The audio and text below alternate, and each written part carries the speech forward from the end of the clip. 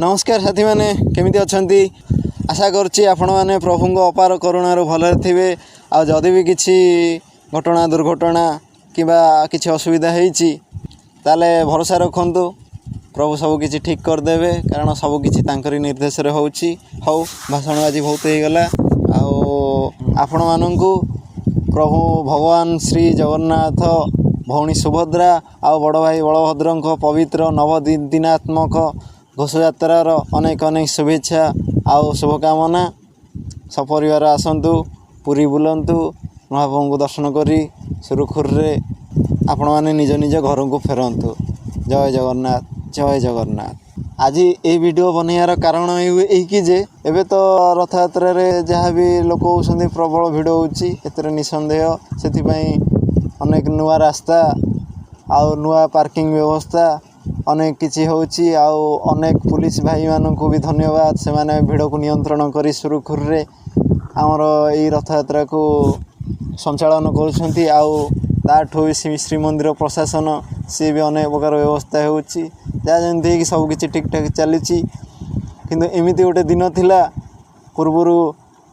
रथ यात्रा बेले अनेक किछि कष्ट सहियाक पड़ुथला लोक माननकु पुलिस भाई माननकु आउ श्रीमंदिर प्रशासन को मध्य अनेक किछि कष्ट सहियाक पड़ुथला। ए घटनाटी कौन ए घटनाटी होउछि 1893 मसीहा जहाँकि से बेले मध्य पुरी की आसुले भक्त प्राय 30,000 40,000 50,000 एतिक लोक हो गले बहुत भिड़ हो जना पड़ता से समय एबे तो 2024 है आसिकी किंतु से समय रे अनेक भिड़ 30,000 भक्त आसिले माने बहुत भिड़ हो गला बोली मन कर किंतु से वर्ष एमिति भी होता आशा ठारू अधिक भक्त आसीथिले माने अनुमान कराउथला जे 30,000 भक्त आसीबे सेथिपाई आमर सब किछि व्यवस्था होता सुरक्षा को धरिकी अनुमान कराउथला जे 30,000 भक्त आसीबे सेही ताकई अनुमान करिकी सेही अनुसार व्यवस्था होता किंतु आसीथिले 7 गुणा भक्त आशा ठारू 7 गुणा भक्त आसीथिले जहाँकि भिड़ को नियंत्रण करिया मध्य असंभव हो गला आउ से वर्ष प्रभुंकर नवजौवन दर्शन टोटाली बंद कराइथला काले मंदिर भितर भिड़ बोली भाविकी नवजौवन दर्शन बंद कराइथला किंतु भक्त माने थिले नछोड़ बंधा आमे आसीचु माने प्रभु को देखिकी जीवु तेणुक जहाँ हो जेन तेन प्रकारेण प्रभु को आमे देखिकी दर्शन करिकी जीवु एते दूर आम आसीचु आमती फेरी जीवु नवजौवन दर्शन करिकी जीवु किंतु भक्तों भिड़ को गहली रखिकी नवजौवन दर्शन बंद कराइथला आउ से दिन से थरिक कौन होइथला से थरिक होइथला ये जे माने आमर जो चारिद्वार थिला चारिद्वार राति बंद कराइथला किंतु नवजौवन देख चारिद्वार बंद हो गला सीना किंतु भक्तों गहली चारिद्वार लगी रहा आम नवजौवन देखिबू माने देखिबू आउ सेवक माने मध्य प्रभुंक पई जहाँ भी किछि सामग्री दरकार बाहर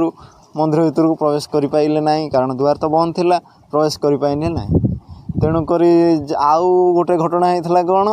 ना जहाँ भी आमर लोकल एरिया आखपाख मंदिर आखपाख लोक मानकर जहाँ भी बरादी भोग थिला अभड़ा से अभड़ा मध्य बाहर को बाहरी पारला नहीं द्वार जेहेतु बंद थिला बाहर को बाहरी पाइला नहीं ताकू कौन कराइथला ना आमर जो मेघनाद पाचिरी अच्छी से पाचिरी मध्य बाट देकी माने आमर जो सिक्का रोषशाला प्रभु भोग मंडप को जो बुहाई की जाए जो सिक्कारे